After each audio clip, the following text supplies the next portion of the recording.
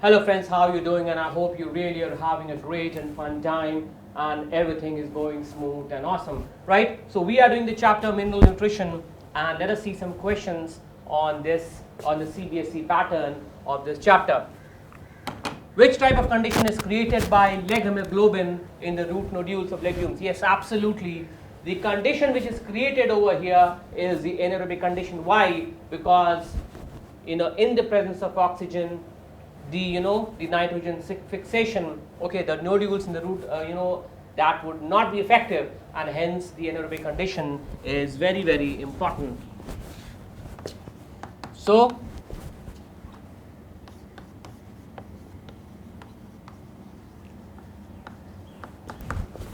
the anaerobic condition is created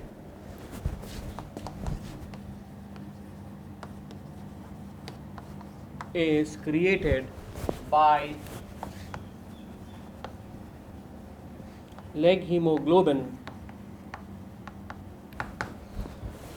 in the root nodules of legumes, in the root nodules of legumes.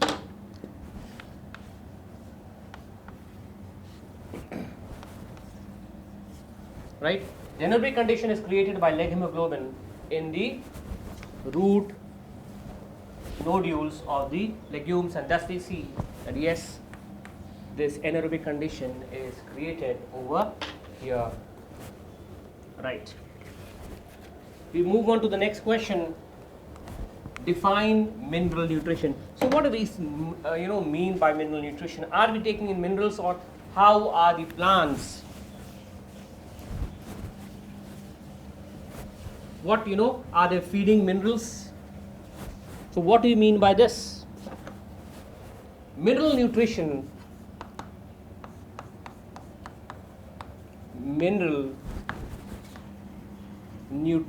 okay, may be defined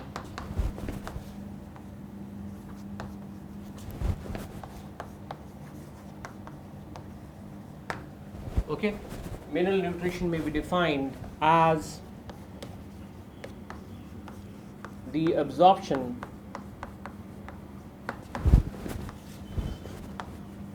of mineral elements right.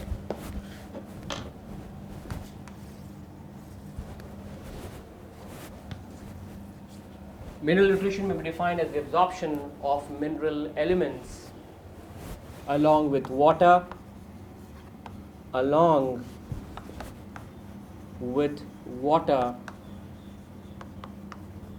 which may be required for the normal,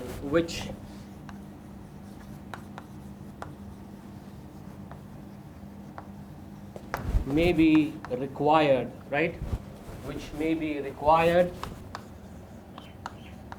for the normal growth, and development of the plant,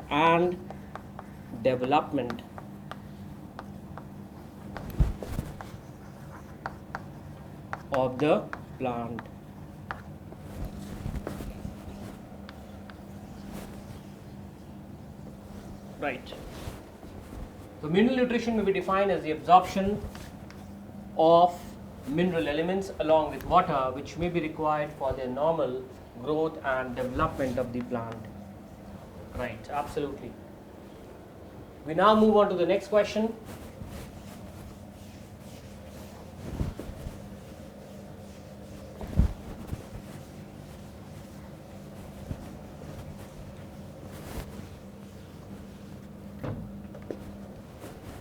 In which process nitrogenase enzyme is useful? Right. This is a 1-mark question. So we'll answer that the nitrogenase enzyme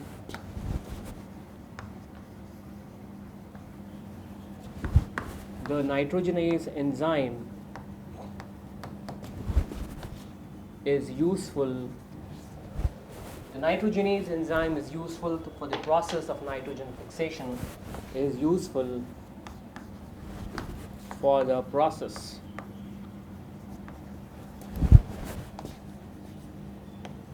of nitrogen fixation.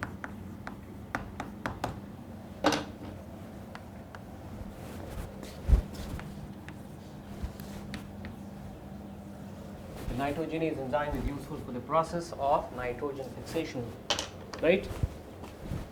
What do you understand by the term hunger signs? Absolutely, hunger sign. You know, if you are hungry, if you've not eaten anything, you will show the hunger sign. You will start first of all, shouting, crying, and all. That is what a baby does, isn't it?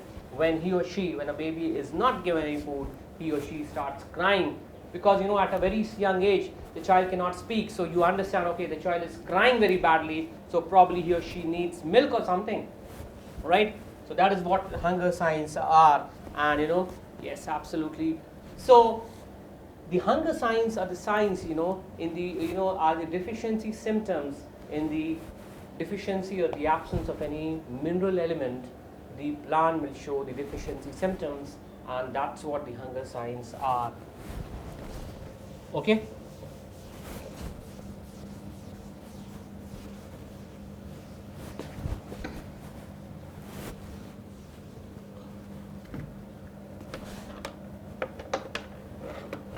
So, what do you understand by the term hunger signs?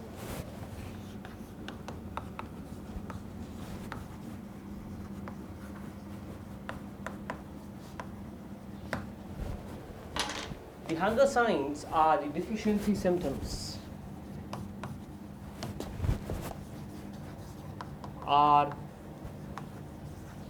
The hunger signs are the deficiency symptoms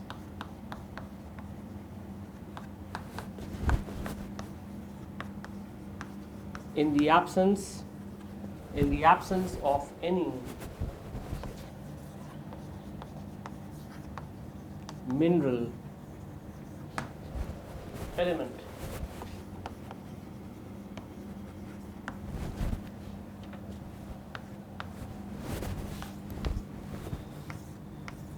Right? So the hunger signs are the deficiency symptoms in the absence of any mineral element, right? For example,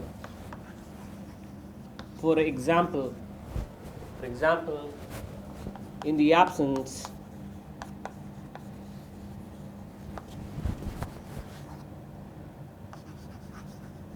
of nitrogen, right? In the absence of nitrogen, phosphorus and potassium. In the absence of nitrogen, right? Phosphorus and potassium, there may be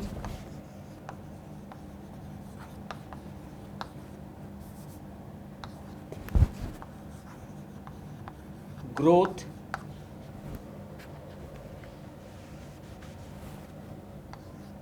there may be retarded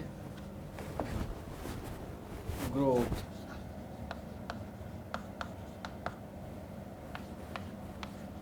Okay? For example, in the absence of nitrogen, phosphorus and potassium, there may be retarded growth. Okay? There may be retarded growth, and hence, this is what the hunger signs are, that there will be deficiency symptoms in the absence of any mineral element. Okay? Next. What are fertilizers? Yes, these fertilizers are the chemical substances. They are the chemical substances which are added to the soil to make the soil fertile for the growth of the plant. But in the process, when we are adding the chemical substances, we are making the soil fertile, but a lot of pollution is being added to the soil. A lot of unwanted waste are also added to the soil. A lot of unchemical elements, that will also lead to contribute to the soil pollution and all.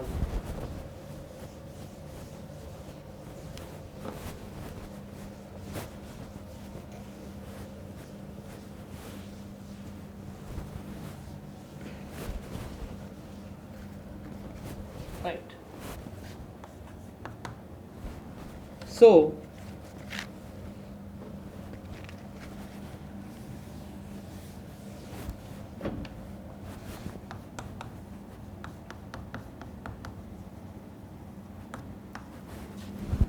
fertilizers are chemical substances.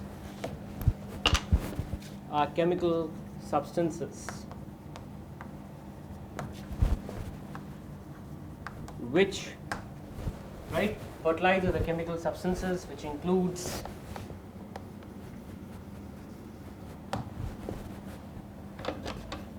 or probably we can say that which are added to the soil, which are added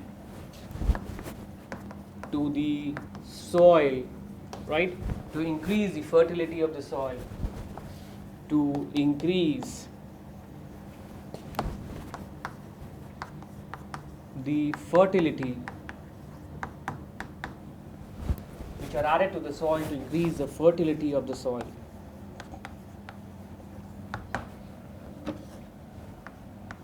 Right. Fertilizers are chemical substances which are added to the soil to increase the fertility of the soil. Now these add important mineral elements to the soil. Mineral elements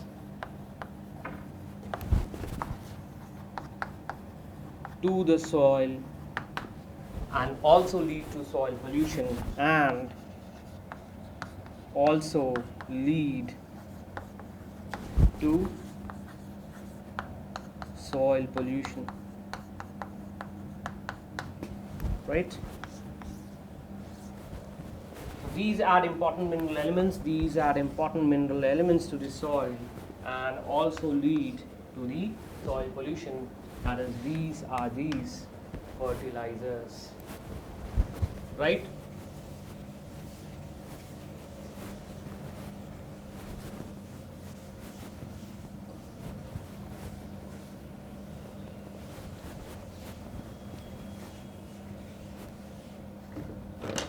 Next, name a soil bacteria which is capable of converting ammonia to nitrates. Absolutely, Nitrosomonas is the bacteria.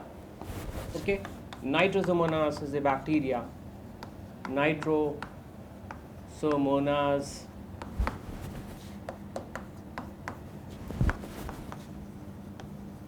is the bacteria, right, which is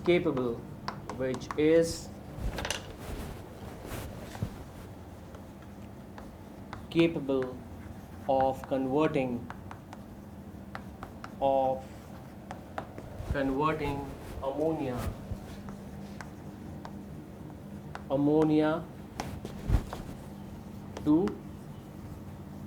nitrates, right?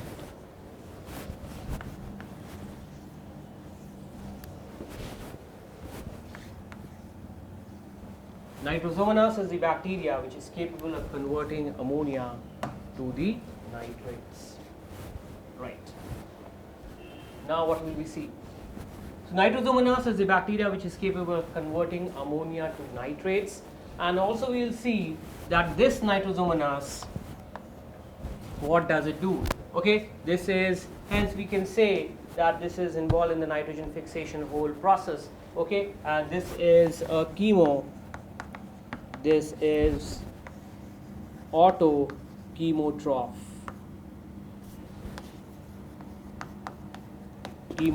bacteria, right?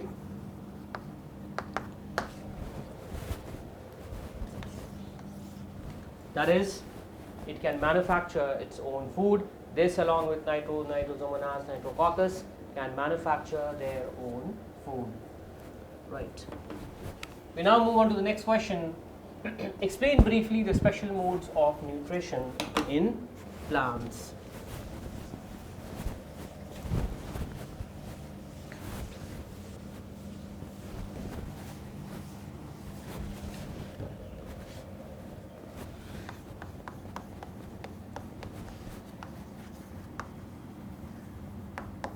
modes of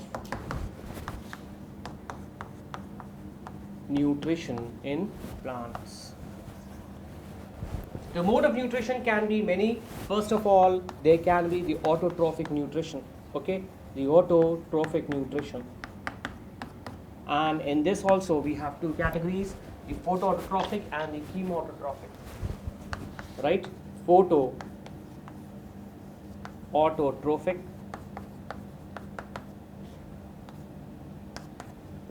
and chemoautotrophic. Now, photoautotrophic, these manufacture their food in the presence of chlorophyll and sunlight. These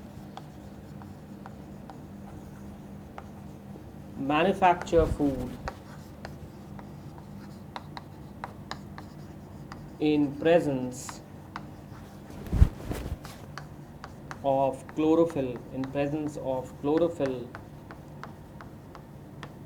and sunlight.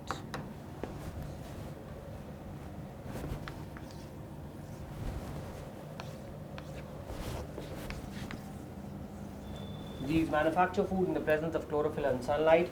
And chemoautotrophic, these manufacture food with the help of inorganic ions, as we said, nitrosomonas and nitrococcus. So most of the green plants, example, most of the green plants.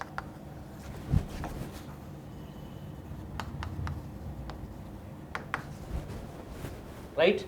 Chemoautotrophic, these can also manufacture food. These also can manufacture their own food. Okay, their own food.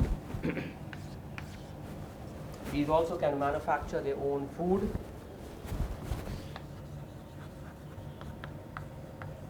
with help of inorganic ions.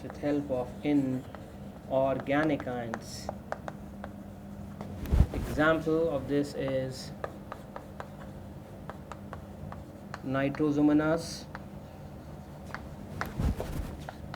and nitrococcus.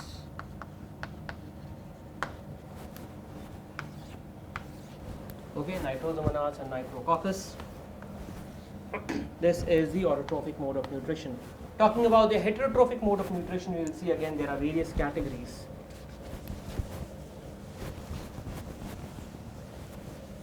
Okay.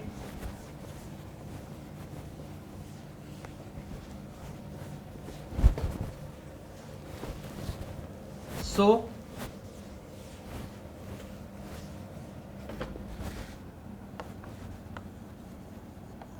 heterotrophic mode of nutrition.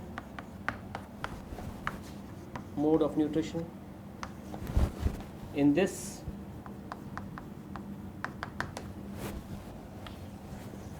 the heterotrophic mode of nutrition, the first one we can talk of is the parasitic. Okay, these feed on the other host plants. Okay, these include plants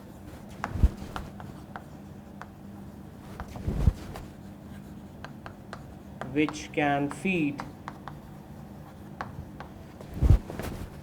on other host plants.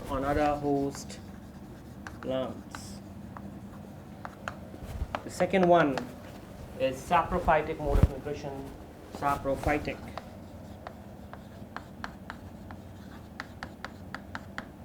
Okay, the saprophytic, these feed on dead decaying organic matter. These will feed on dead and decaying organic matter.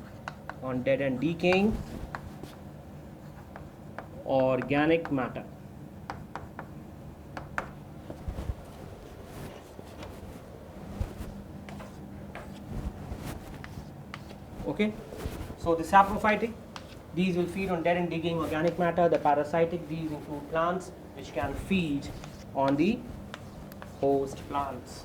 And thirdly, we have what? After the parasitic and the saprophytic, we'll see that thirdly we have the what? The carnivorous or the insectivorous plants. Insectivorous or carnivorous, right? These are carnivorous in nature. So these are some of the modes of nutrition in the plants.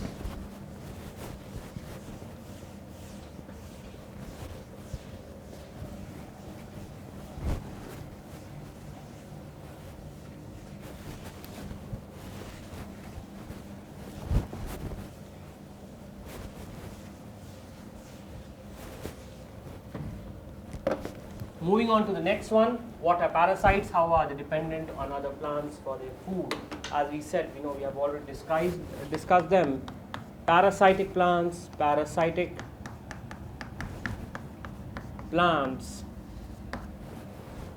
are those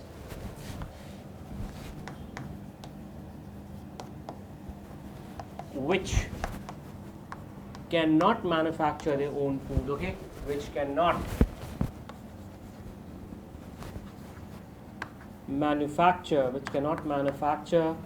their own food, okay? Which cannot manufacture their own food, and hence they obtain the nourishment. They obtain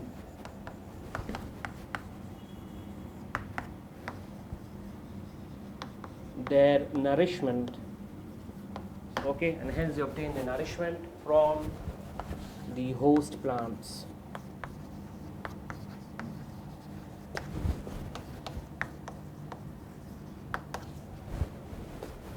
Now the parasitic plants can be again of two types. They can be either the partial parasites or they can be complete parasites. Okay, they can be partial parasites or they can be complete parasites, right?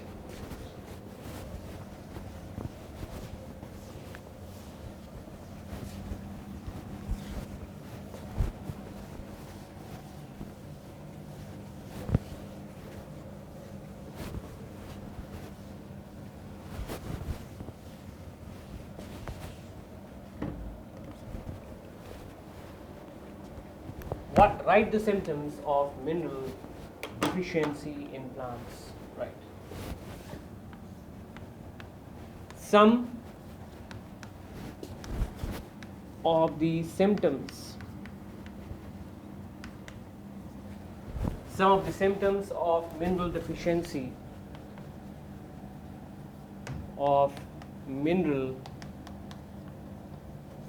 deficiency in plants are chlorosis, right? This is the yellowing of leaves. This is the yellowing of leaves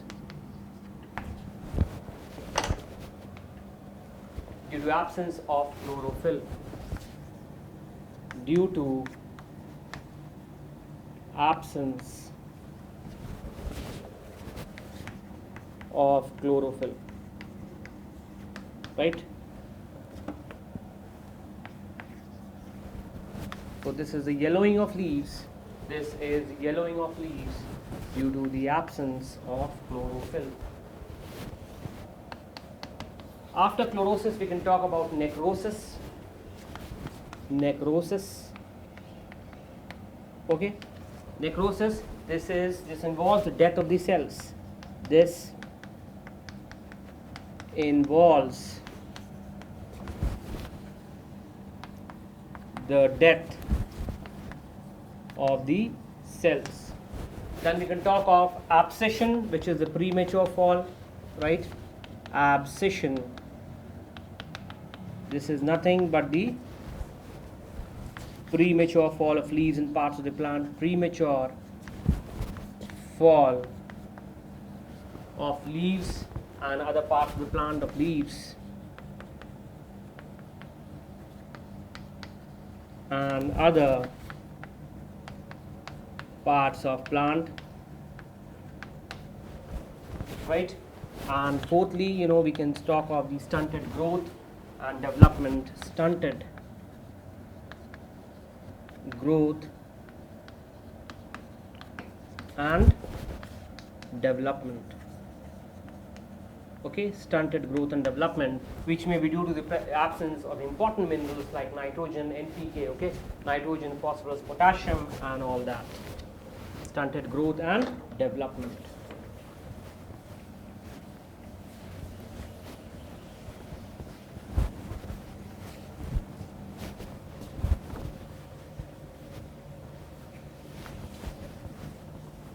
Right.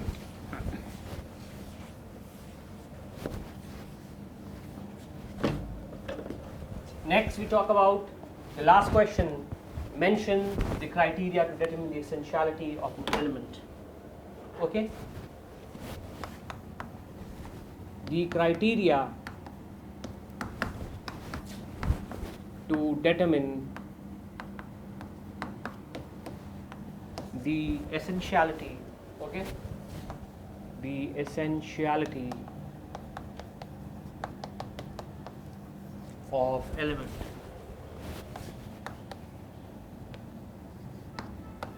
The first one, the element should be required for the normal growth and development of the plant.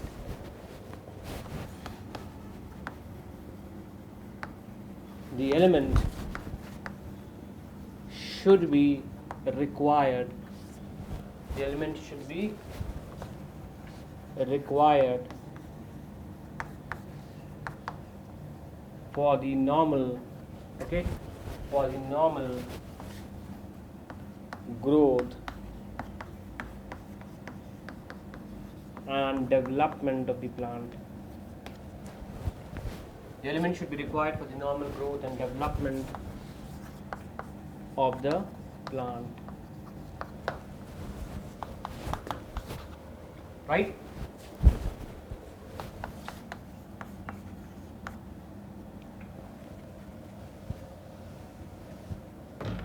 The requirement of the element should be specific, that is, it should not be replaced, its role cannot be replaced by any other element. The requirement of element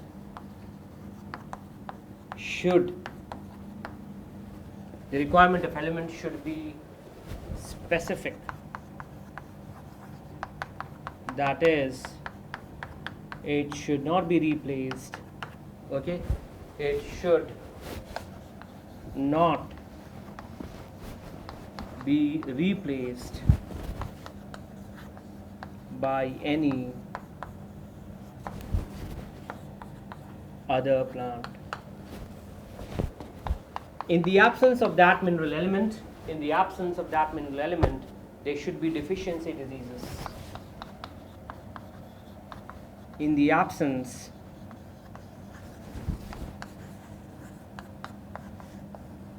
of that particular element,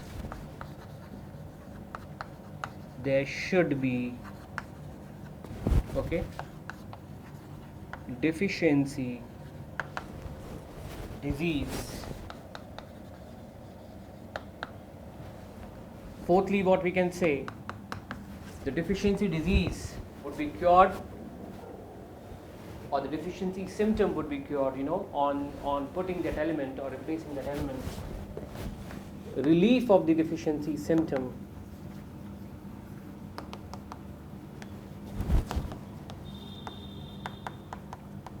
on obtaining the element, on obtaining the element, and lastly, that element should be required in a normal metabolism. Element should be required in normal metabolism. So friends, with this we have come to the end of this discussion. I hope you had a nice and great time. Okay? Any doubts, you can always come back to me. The time we meet again, a very goodbye from this side. Thank you.